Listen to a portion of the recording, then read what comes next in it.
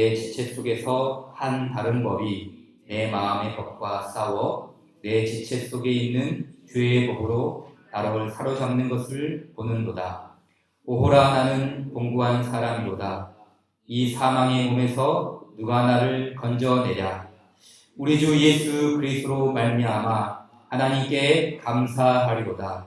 그런즉 내 자신이 마음으로는 하나님의 법을, 육시로는 죄의 법을 섬기노라. 아멘. 우리 하이델베르크 요리문답 이 일문과 답변이죠. 이 질문과 답변이죠. 우리 복습 차원에서 그리고 암기하는 측면에서 함께 고백하도록 하겠습니다. 시작. 살아서나 죽었으나 나는 나의 것이 아니요 몸도 영혼도 나의 신실한 구주 예수 그리스도의 것입니다. 그리스도께서는 그의 보혈로 나의 모든 죄값을 완전히 치르고 나를 마귀의 모든 권세에서 해방하셨습니다. 또한 하늘에 계신 나의 아버지의 뜻이 아니면 머리털 하나도 땅에 떨어지지 않도록 나를 보호하시며 참으로 모든 것이 합력하여 나의 구원을 이루도록 하십니다. 그러므로 그분은 그의 성령으로 나에게 영생을 확신시켜 주시고 이제부터는 마음을 다하여 즐거이 그리고 신속히 그를 위해 살도록 하십니다. 아멘. 숙제 나갑니다. 숙제가 뭘까요? 방한했던 숙제가 뭘까요? 네, 암송하기예요. 언제까지요? 다음 주까지. 이거 뭐 한 달 줄 필요가 없습니다. 이거는 이미 오래전부터 우리 한 달 전부터 했기 때문에 매일 좀 반복했으면 좋겠어요. 그래서 우리가 이왕 오후 시간에 이 교리 문답을 배울 때 그냥 마지못해 앉아서 배우는 것보다 이왕 배울 때 확실하게 배우면 좋지 않습니까? 그래서 좀 힘들더라도 암송을 하면 좋겠어요. 그래서 살아서나 죽어서나 나는 나의 것이 아니요 몸도 영혼도 나의 신실한 구주 예수 그리스도의 것입니다. 메모한 거 가지고 뭐합니까? 눈 뜨면 보고 차 타면 보고 잠자기 전에 보고 버스 안에서 보고 계속 되뇌이는 것이죠. 되뇌면서 그래서 이 오후 시간에는 장점이 참 많거든요. 다 한 번씩 할 수 있어요. 다 한 번씩 누구든지 할 수 있으니까 이거 뭐 사진을 찍으시든지 그리고 3주 전 주보 갖고 계신 분들은 있습니다. 그래서 보시면서 암송을 하십시오. 그래서 우리가 배울 때 제대로 배워야지 그냥 마지못해 배우지 마시고 이거를 함께 잘 배워서 우리 몸에 장착하고 우리 삶 속에 작동되어지고 할 수 있도록 요리문답, 일문답, 뭐 다른 거 말고 이 일문답만 확실히 다 배워놓으면 이건 확실히 뼈대를 잡고 척추를 붙잡는 거거든요. 그래서 이 살아서나 죽어서나 그리고 그를 위해 살도록 하십니다. 이 삼위 하나님에 대한 신앙 고백 부분들을 완벽하게 숙지하면 참 좋을 것 같아요. 그래서 다음 주에는 시킬 겁니다. 안 오시면 됩니다. 기대하시면 돼요. 그러니까 이왕 참석할 거면 여기 참석할 거면은 외워오셔요. 그래서 우리가 확실하게 이 교리문답 배우도록 할 테니까 그래서 확실하게 제가 확 이끌고 갈 테니까 여러분들이 반드시 오십시오. 배상민 집사님 외워오십시오. 가장 고령이시지만 할 수 있는 데까지 오십시오. 네, 오시면은 혹시 합니까? 외워오시는 분들에게 네, 압니까? 알았죠? 그래서 꼭 외우면 좋을 것 같습니다. 자, 복습도 한번 돌아오겠습니다. 이 하이델베르크 요리문답, 이게 1문답이었고요. 그 다음에 2문답에서는 이제 이런 부분이 나오죠. 제가 질문하고 여러분 답하십시오. 질문입니다. 이러한 위로 가운데 복된 인생으로 살고 죽기 위해서 당신은 무엇을 알아야 합니까? 답, 시작. 다음에 알아야 합니다. 첫째, 둘째, 나의 모든 죄와 비참함으로부터 어떻게 구원을. 셋째, 그러한 구원을 주신 하나님께 어떻게 감사를 드려야 하는 것을 알아야 합니다. 자, 이렇게 1문답에 대한 신앙 고백과 2문답에 대해서는 이제 우리의 삼위 하나님을 아는 지식에 대해서 지금 이야기를 했는데요. 자, 이 하이델베르크 요리문답의 구조가 크게 세 가지의 기둥이 있습니다. 이 요리문답을 세우는 세 가지의 기둥. 무엇이 있었습니까? 방금 전에 봤잖아요. 첫 번째는 뭐였죠? 그렇죠. 죄와 비참함이죠. 죄와 비참. 그렇죠? 이 죄와 비참함을 우리가 분명히 아는 것이죠. 인간이 처한 실질적인 이 본연의 모습, 이 죄와 비참함을 아는 것. 이게 첫 번째 기둥이고요. 두 번째 기둥은 무엇이었습니까?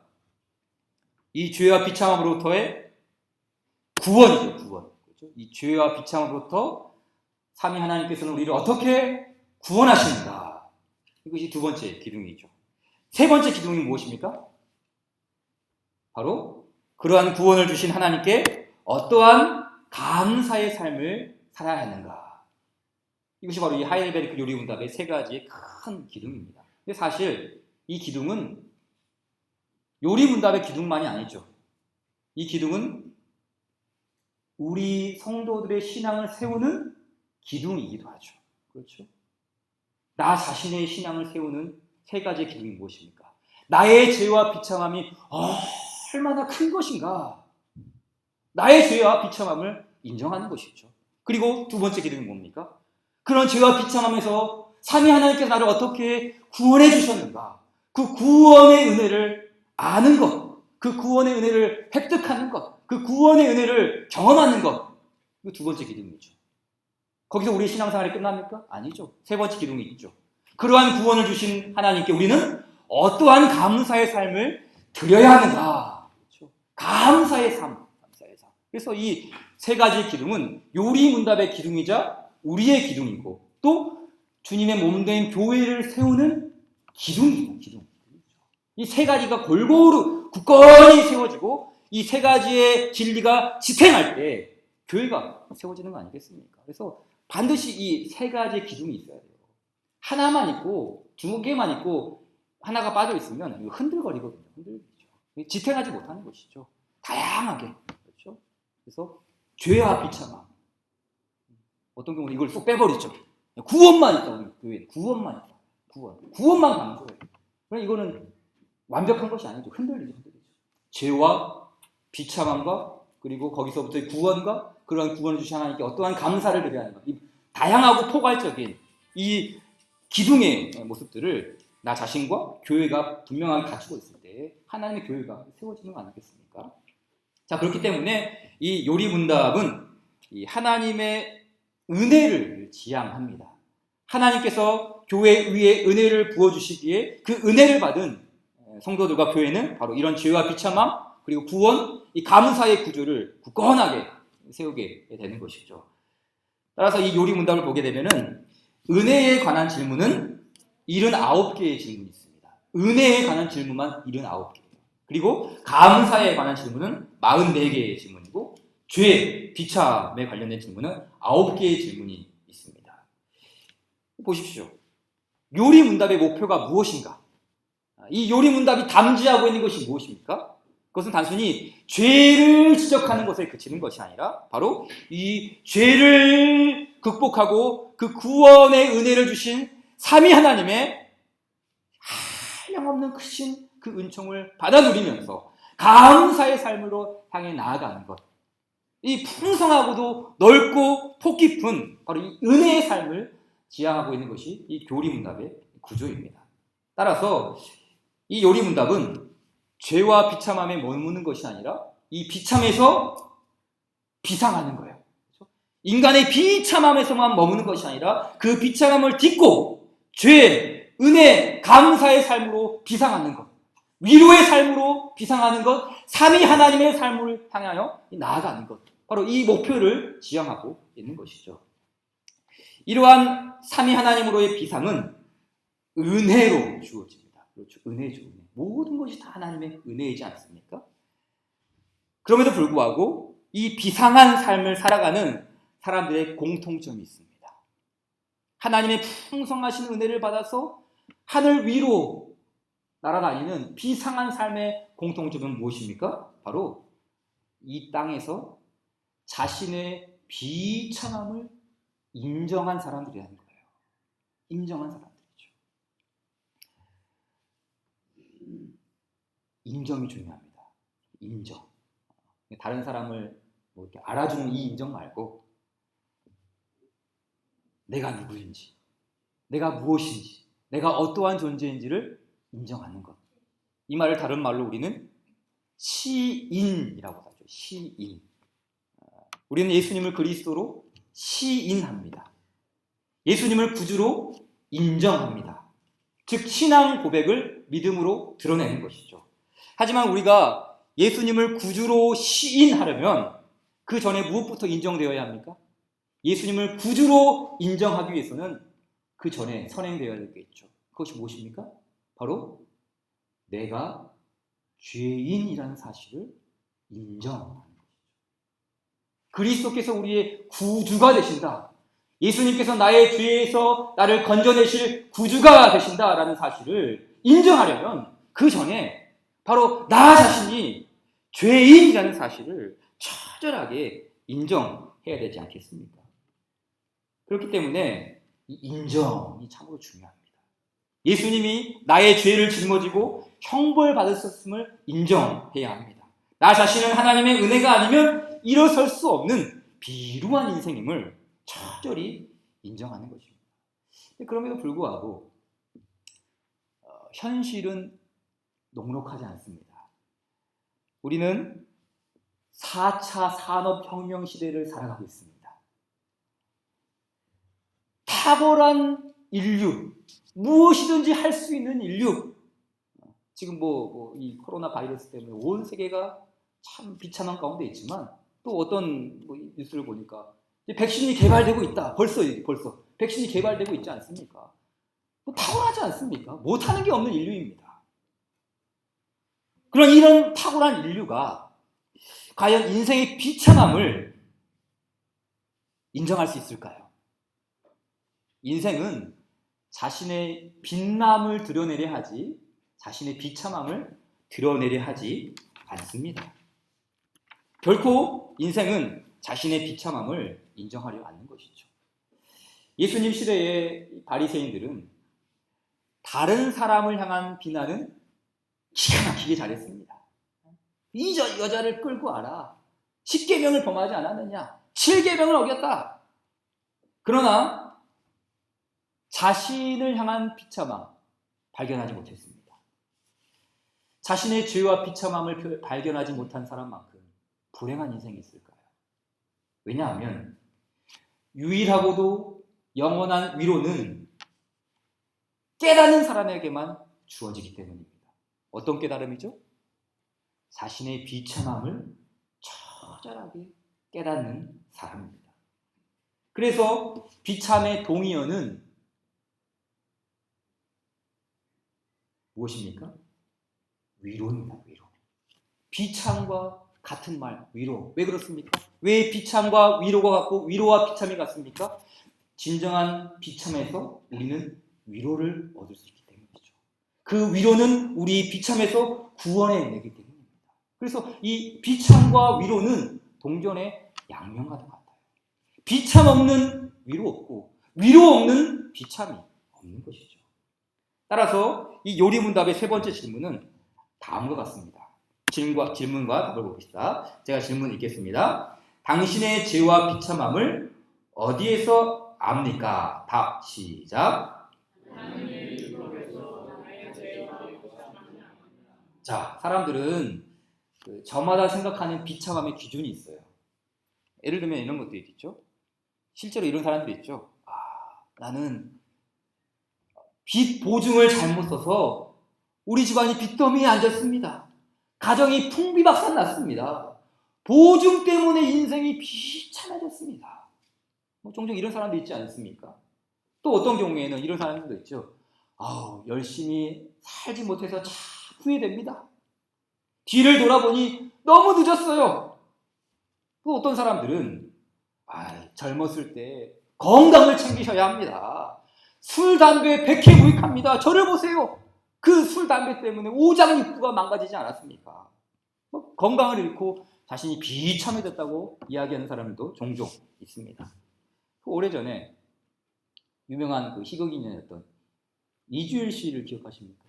그 이주일 씨가 말년에 TV 광고에 나와서 했던 말이 있어요. 그게 뭐예요? 담배. 자신의 인생은 이 담배 때문에 인생이 비참해졌다. 그러면서 아직도 기억이 나요. 여러분들 제발 담배 끊으세요. 담배는 독약입니다. 그러면서 자신이 그 담배 때문에 인생이 비참해졌다는 사실을 고백한 것이 아직도 기억이 납니다. 이렇듯 그 비참함의 기준, 비참함의 그 결정을 하는 것은 각양각색이에요. 다양한 사람들마다 다양합니다. 그러나 요리문답은 어떻게 가르칩니까? 우리의 죄와 비참함을 알려주는 바로미터는 율법이라고 했어요. 율법. 여러분, 율법은 선한 것입니까? 악한 것입니까? 율법은 은혜를 위해 주셨습니까? 아니면 정죄를 위해 주셨습니까? 그렇죠. 우리 너무 잘 알지 않습니까? 율법은 결코 나쁜 것이 아니에요. 계속 우리는 율법주의는 나쁜 것이지만 율법 자체는 우리에게 아주 선하게 주어진 거 아니겠습니까? 정요서 목사님이 쓰신 하이델베르크 교리문답이라는 책을 보니까 이 율법에 대해서 두 가지 의미로 정했어요. 첫째는 율법은 하나님의 형상으로 지음받은 사람이 어떻게 하면 하나님의 뜻에 맞게 살아갈 수 있는지 알려준다. 좀 선명한 정의죠. 율법은 하나님의 형상으로 지음받은 사람이 어떻게 하면 하나님의 뜻에 맞게 살아갈 수 있는지 알려주는 것이다. 그리고 두 번째는 타락한 인간은 하나님의 뜻을 알 수가 없습니다. 그러기에 이 율법은 하나님의 계시의 말씀이죠. 계시해 주신 율법을 통해 무엇이 선이고 무엇이 악인지 알게 된다라고 정의했습니다. 어떤 의미를 담고 있습니까? 율법은 하나님의 뜻에 부합합니다. 율법은 성경적인 가치관을 심어줍니다. 그러기에 율법은 선합니다. 율법은 은혜를 위해 주셨습니다. 신명기 4장 6절부터 8절까지 말씀합니다. 천천히 읽어볼까요? 시작. 너희는 지켜 행하라. 이것이 여러 민족 앞에서 너희의 지혜요 너희의 지식이라. 그들이 이 모든 규례를 듣고 이르기를 이 큰 나라 사람은 과연 지혜와 지식이 있는 백성이로다 하리라. 우리 하나님 여호와께서 우리가 그에게 기도할 때마다 우리에게 가까이 하심과 같이 그 신이 가까이함을 얻은 큰 나라가 어디 있느냐. 오늘 내가 너에게 선포하는 이 율법과 같이 그 규례와 법도가 공의로운 큰 나라가 어디 있느냐. 여러분 보십시오.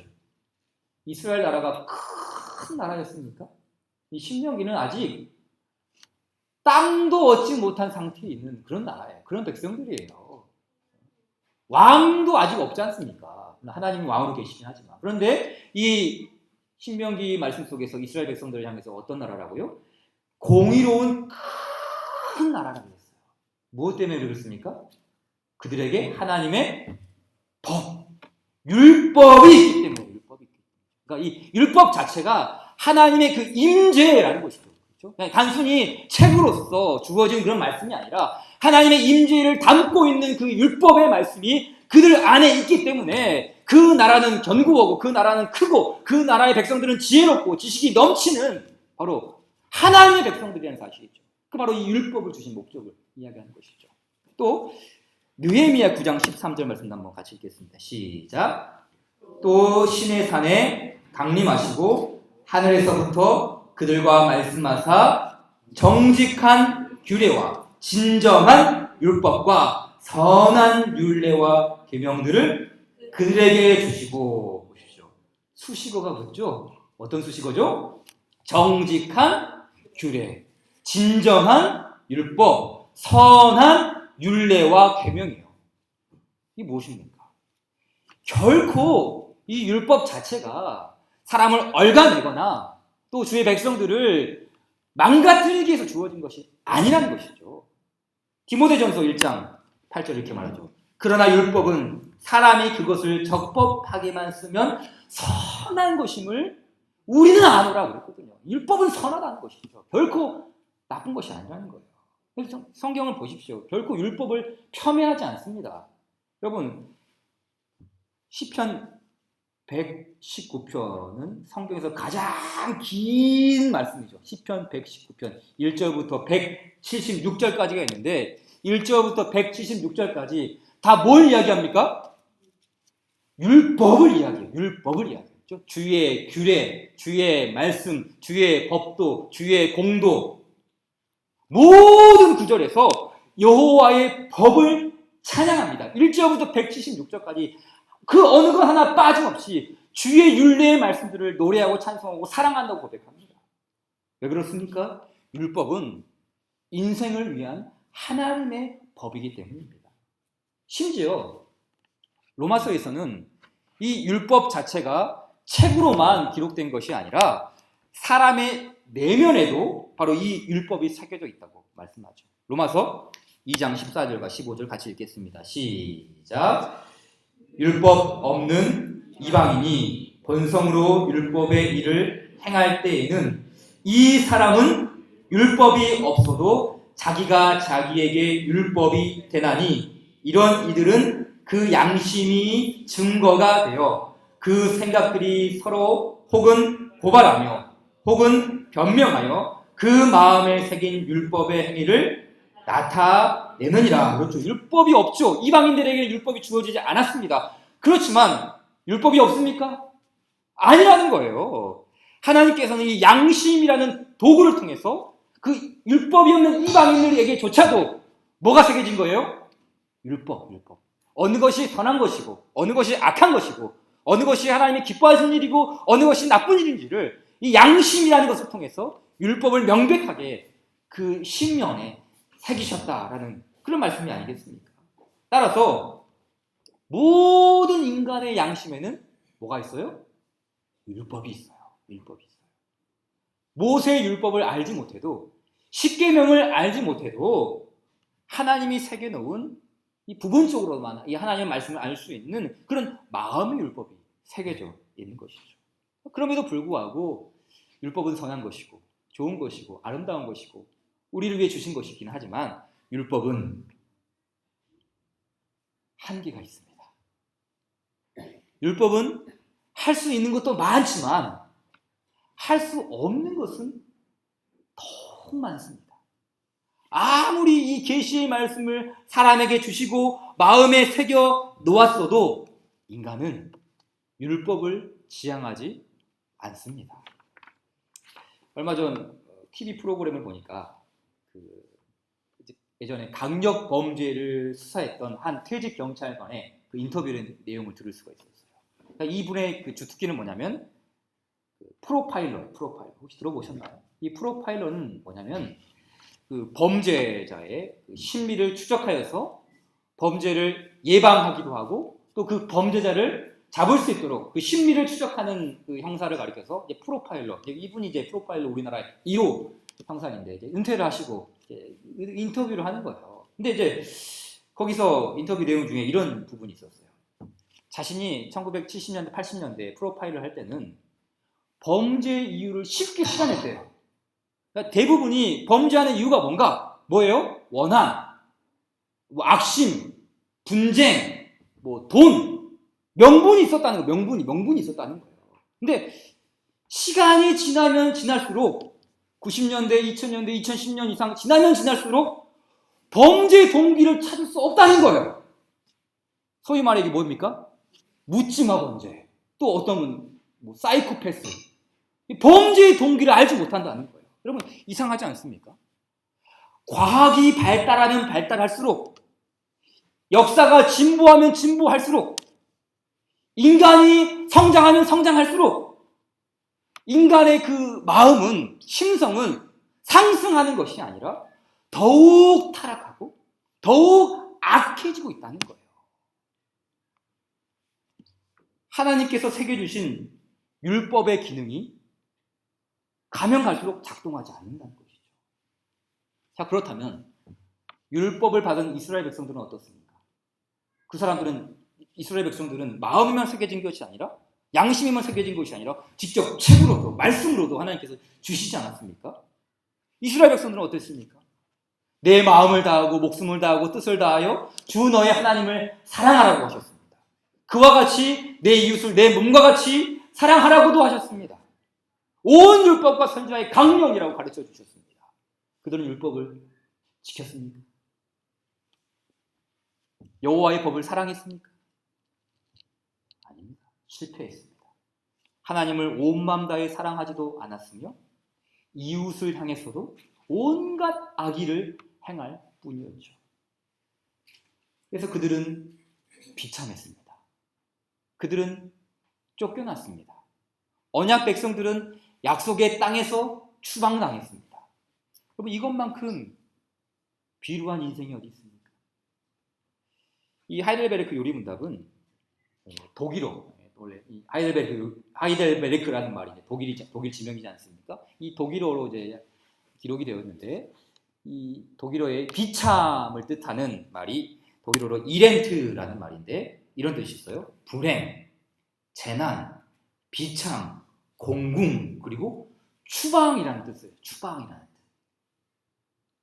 그럼 이 비참함의 근원이 무엇인지를 알려는 것이죠.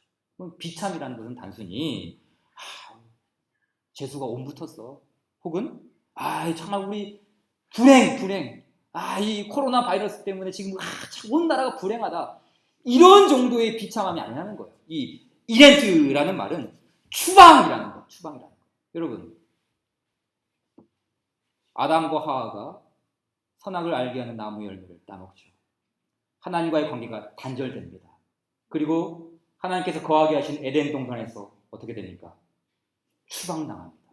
이게 뭐예요? 비참. 이거예요. 비참. 이스라엘 백성들이 약속의 땅에 거주하였습니다. 하나님의 율법을 실천하고 그 율법을 드러내면서 제사장 나라의 역할을 감당해야 했습니다. 그러나 율법을 버립니다.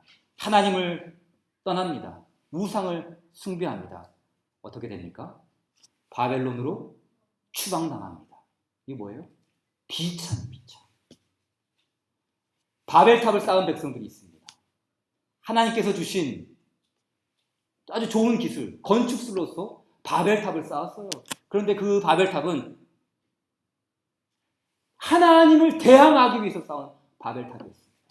그러자 하나님께서 어떻게 하십니까? 그들을 온 세계 각곳으로 흩어버립니다. 이게 뭡니까? 비참. 추방당하는 것이죠. 탕자의 두 번째 아들을 기억하십니까? 탕자. 그 하나아버지 아들 두 번째 탕자지 않습니까? 탕자의 비유. 탕자가 어떻게 합니까? 나는 내 아버지를 떠나겠다. 나는 멀리 내 아버지를 떠나 따로 살겠다. 이게 뭡니까? 비참이라는 거예요. 비참. 그러니까 진정한 죄의 근원이 무엇인가? 인생의 불행, 인생의 재난, 인생의 공궁. 그게 뭡니까? 하나님으로부터의 분리, 하나님으로부터의 떠남, 하나님께서부터 멀어지는 것. 이것이 바로 추방당하는 것. 이게 바로 인생의 비참함이라는 것이죠. 단순히 재수 없고 불행하고 이런 안 좋은 일을 만났다는 게 비참이 아니라 하나님과의 관계가 단절되고 그로부터 멀리 추방당하는 것. 이것이 바로 추방, 비참, 그것을 의미하는 것이죠. 자, 그렇다면 이러한 죄악의 성향은 아담에게만 있습니까? 이러한 죄악의 성향은 이스라엘 백성들에게만 국한된 것입니까? 이스라엘 백성들만 추방당했습니까? 아담만 추방당했습니까? 아닙니다. 요리문답은 우리도 하나님과 단절된 자요, 우리도 하나님으로부터 추방당한 죄인이라고 합니다. 에베소서 2장 12절 말씀. 하나님과 단절되었다. 에레미야 17장 9절. 심히 부패한 것은 마음이다. 디도서 3장 3절. 모든 사람이 다 죄 가운데 있다. 에베소서 2장 3절. 우리는 본질상 진노의 자녀였다. 우리 모두가 바로 이 하나님으로부터의 멀어짐, 추방, 탈선, 끊어짐, 쫓겨남, 이 모든 것들을 가르쳐주고 있는 것이죠. 따라서 요리문답, 오문답은 이렇게 가르칩니다. 오문답을 봅시다. 당신은 이 모든 것을 온전히 지킬 수 있습니까? 답, 시작.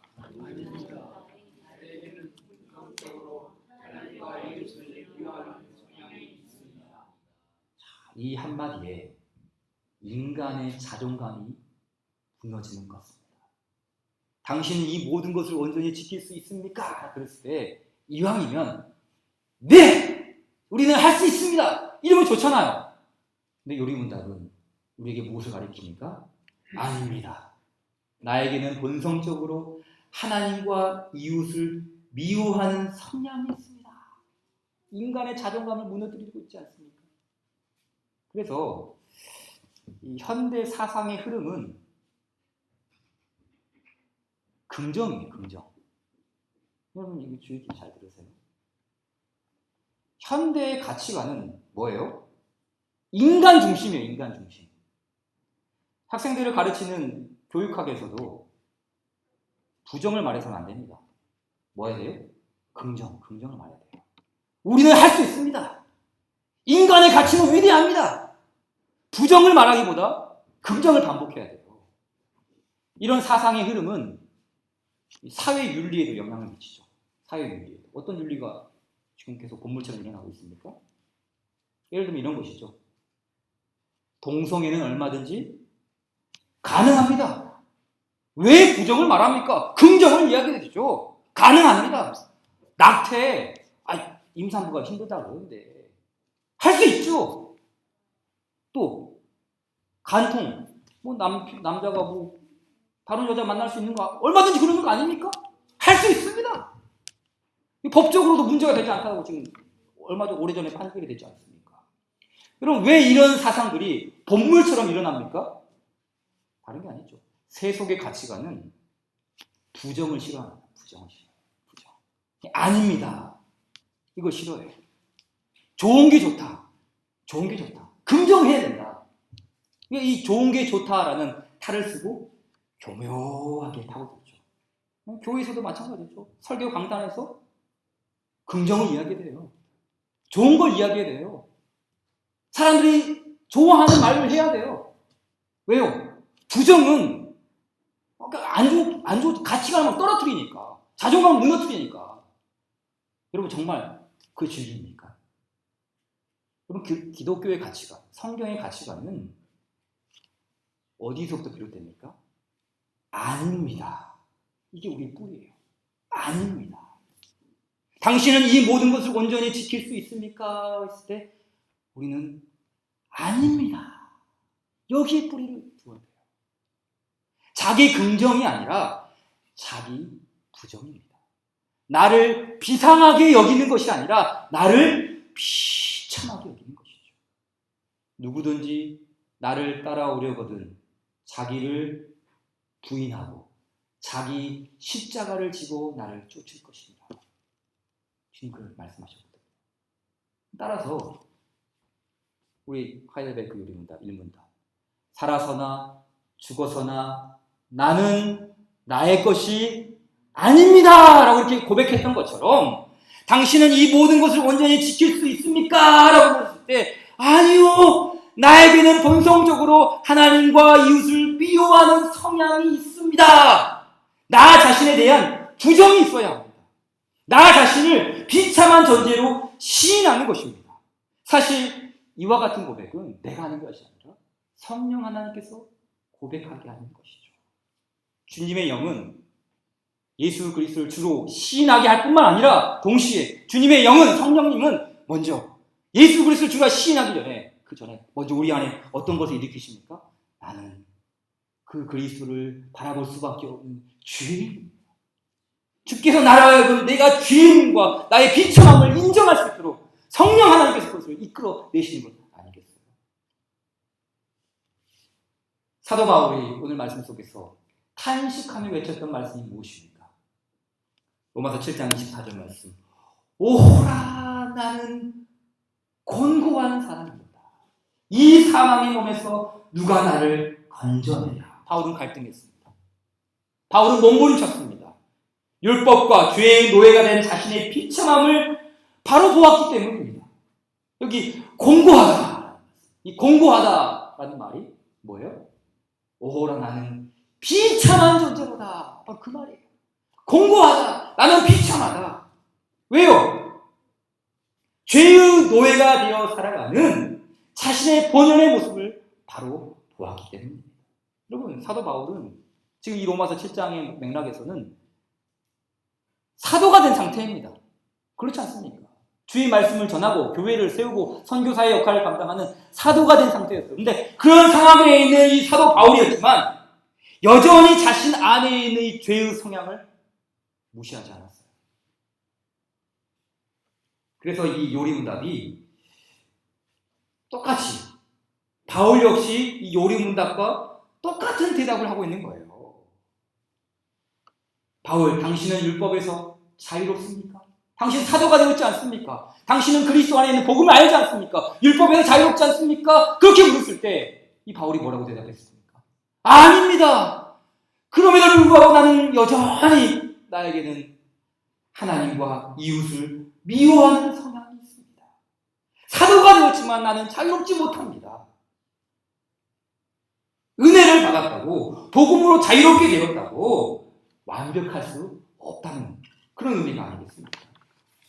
그러기에 이 은혜를 받은 사람은 율법을 폐기하지 않습니다. 이게 참 중요해요. 은혜를 받았다고 해서 그래 나는 구원받았다. 나에게는 자유가 주어졌다. 나에게는 복음의 은혜가 있다. 그러니 율법은 없어도 된다. 이게 아니라는 거예요.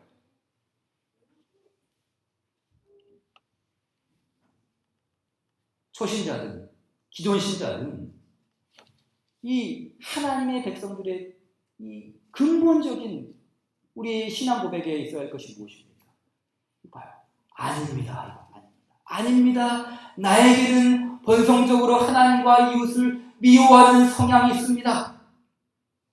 자신을 부인하는 사람은 자신을 긍정하게 하시는 그 그리스도를 바라볼 수 있기 때문에 이 부인, 자신을 긍정하지 않고 비참한 가운데 나아가는 고백을 하는 것.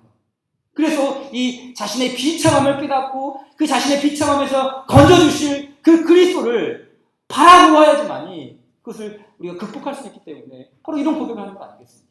그래서 이 7장 24절에서 오라 나는 공고한 사람이로다 이 사망의 몸에서 누가 나를 건져내랴 한 다음에 24절에서 곧바로 25절로 넘어가죠. 25절에 어떤 고백이 있습니까? 같이 읽을까요? 시작.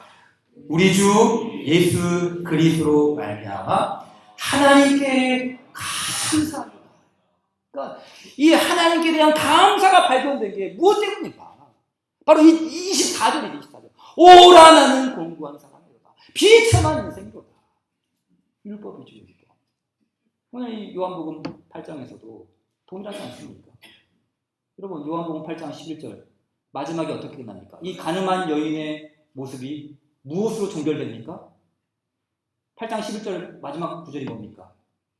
예수님 마지막 말씀 뭐죠? 너도 가서 다시는 죄를 범하지 말라.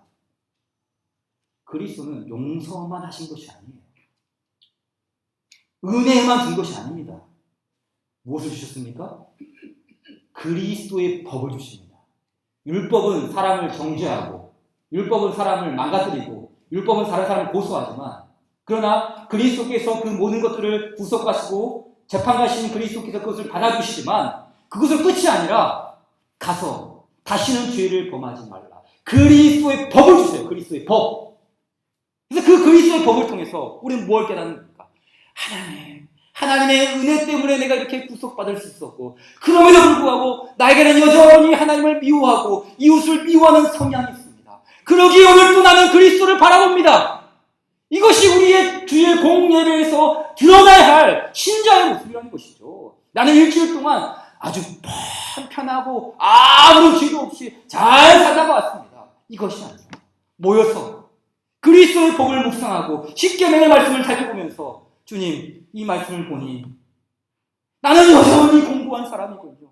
나는 구속을 받았고 그리스도의 복음으로 말미암아 구원을 받았지만 여전히 나에게는 죄의 성향과 하나님과 이웃을 미워하는 모습이 있습니다. 주님, 나로 하여금 이 죄에서 벗어날 수 있도록 오늘도 그리스도를 바라봅니다. 그런 비참하면서 우리를 구원하여 주신 예수님의 복음을 바라봅니다.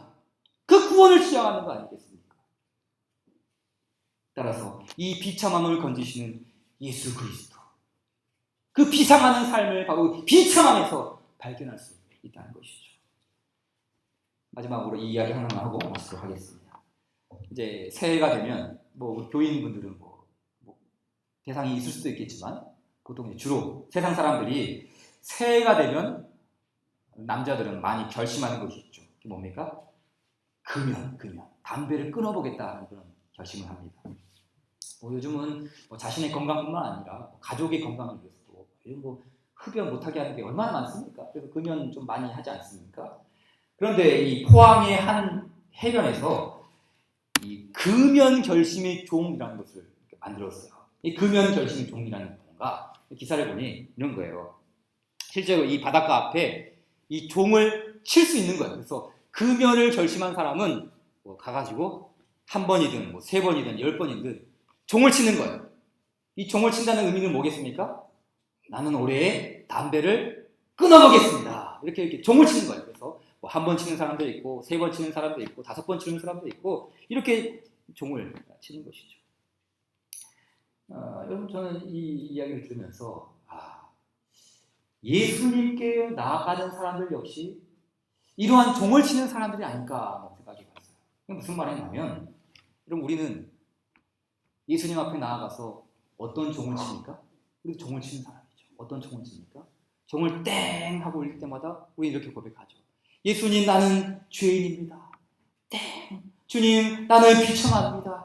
땡. 나는 이 죄와 비참함에서 내 스스로를 구원할 수 없습니다.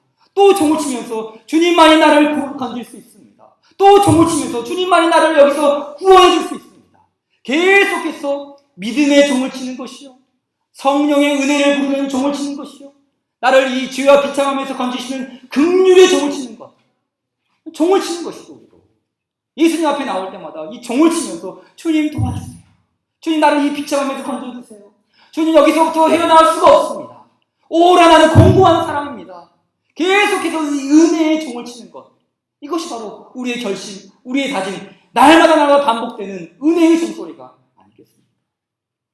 그래서 예수님께서는 주님의 백성들을 새롭게 하기를 원하십니다. 이를 실현하기 위해서 먼저 삼위 하나님께서는 우리에게 비참함을 보여주십니다. 인생의 비참함을 보여주십니다. 사탄이 나를 정죄하고 사탄이 나의 죄를 드러내고 사탄이 나의 죄를 깨닫게 하는 것이 아니라, 누가 죄를 깨닫게 하셔요? 성령님이 나의 죄를 깨닫게 하고 성령님이 나의 죄를 발견하게 하고 주님께서 나의 죄를 알게 하십니다. 사탄도 그 일을 해요. 사탄도. 야, 너 죄 지었잖아. 네가 그러고도 신자냐, 네가 그러고도 집사냐, 네가 그러고도 목사냐. 죄를 알게 해요. 죄를 발견하게 해요. 그런데 이 사탄의 목적은, 사탄이 죄를 깨닫게 하는 것은 나로 하여금 무너지게 하는 것이고 나로 하여금 하나님께 나아가지 못하도록 만든 것이 목적이죠. 그러나 성령 하나님께서 나로 하여금 죄를 깨닫게 하고 성령 하나님께서 나의 죄를 들춰내는 이유는 무엇입니까? 다른 게 아니에요. 나를 새롭게 하기 위해서, 더욱더 주님을 의지하고 주님의 은혜 안에서 신앙 안에 살게 하기 위해서 더욱더 우리의 죄를 들춰내시죠. 그래서 이 예수님께서, 삼위 하나님께서 우리의 내면 안에 들춰내시는 이 죄는 그냥 단순한 율법이 아니에요. 율법을 넘어서는 율법이죠. 그리스도의 법을 주시죠. 어떤 법을 알려주십니까? 마음으로 여자를 보고 음욕을 품는 자마다 이미 추계되면 가능합니다. 남의 물건을 보고 마음으로 탐심하는 것조차도 그건 도둑질한 것이다. 마음으로 형제를 싫어하는 것 역시 살인한 것이다. 더 큰 법을 알려주세요. 더 큰 법을. 단순히 그냥 문자적으로 나는 살인하지 않았어, 문자적으로 도둑질하지 않았어, 이걸 알려주시는 것이 아니라 더 큰 법을 우리에게 주시면서 이 죄를 폭로하고 죄를 깨닫게 하고 더 큰 율법을 요구하십니다. 무엇 때문입니까? 예수님은 왜 인간의 죄를 폭로하고 드러내고 정죄하십니까? 그것은 우리를 고치기 위해서입니다. 우리를 괴롭게 하는 것이 아니라 우리를 살리기 위해서입니다. 인간이 가진 근원적인 문제를 도려내어 새롭게 하려는 것이죠. 그래서 당신은 이 모든 것을 지킬 수 있습니까? 라고 물었을 때 아닙니다. 아닙니다. 나에게는 본성적으로 하나님과 이웃을 미워하는 성향이 있습니다. 나의 비참함을 인정하며 하나님 앞에 나아가는 것. 나의 비참함을 인정하면서 은혜를 구하는 종을 울리는 것. 나의 비참함을 시인하면서 이 비참함에서 건지실 분은 주님밖에 없습니다라고 종을 울리는 것. 그것이 바로 우리의 믿음의 모습이 아니겠습니까? 바로 그러한 삶을 살 때 우리는 정죄에서 긍휼로, 사망에서 생명으로, 속박에서 해방으로, 비참에서 비상으로 거듭날 수 있습니다. 로마서 7장 25절 그리고 8장 1절에 바로 이어지는 말씀이 무엇입니까? 우리 같이 읽겠습니다. 시작! 그러므로 이제 그리스도 예수 안에 있는 자에게는 결코 정죄함이 없나니 이는 그리스도 예수 안에 있는 생명의 성령의 법이 죄와 사망의 법에서 너를 해방하였습니다. 아멘. 바로 이 그리스도를 바라보는 자들에게 주어지는 은혜가 무엇인지를 알려주는 것이죠. 비참한 죄, 그 종소리를 울리면서 주님 나를 도와주세요 라고 말했을 때 그 주님께서 주시는 말씀, 그러므로 그리스도 예수 안에 있는 자에게는 결코 정죄함이 없나니 이는 그리스도 예수 안에 있는 생명의 성령의 법, 생명의 성령의 법이 죄와 사망의 법에서 너를 해방하였습니다. 이 말씀이 우리에게 주어지는 거 아니겠습니까? 그래서 비참에 꽁꽁 묶여 있었던 인생을 그리스도께서 자유하게 하십니다. 그리스도 예수 안에 있는 자는 비참에서 벗어나 비상할 수 있습니다. 그러니 우리도 종을 울려야 합니다. 종을 울려야 합니다. 나의 비참함을 인정하는 종을 울려야 합니다. 나의 죄를 드러내어 깨닫게 하는 종을 울려야 합니다. 주님의 은혜만이 나를 건질 수 있음을 고백하는 종을 울려야 합니다.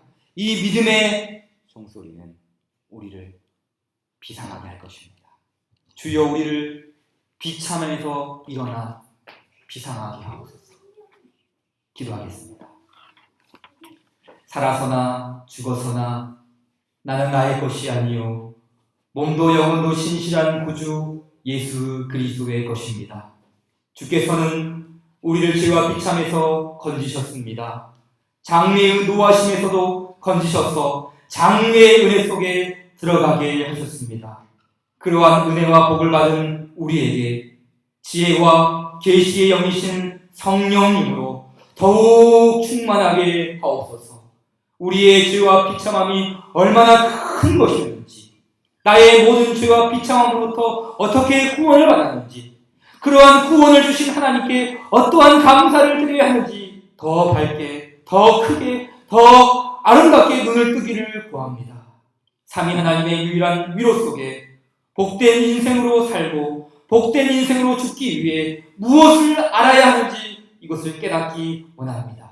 주님, 우리에게는 실로 하나님과 이웃을 미워하는 성향이 있음을 고백합니다. 지금도 여전히 주의 법을 온 마음 다해 사랑하지 못하고 나의 법을 따라 살려 하는 사악한 본성 속에 우리도 몸부림칩니다.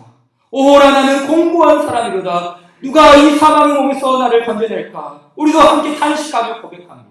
주님, 우리의 탄식을 불쌍히 여기셔서 진리의 법을 구현할 수 있도록 생명의 성령의 법으로 충만하게 하시옵소서. 주 예수 그리스도의 영이신 성령 하나님께서 우리의 굳센 힘과 믿음과 능력을 공급하여 주시옵소서. 그래서 날마다 주님을 바라보며 주님의 은혜를 향하고 그 주님을 향한 믿음의 종소리를 울리면서 우리에게 주어지는 이 삼위 하나님의 풍성하신 은혜 속에 담대하게 승리하며 나아가는 우리 모두 될 수 있도록 주께서 은혜를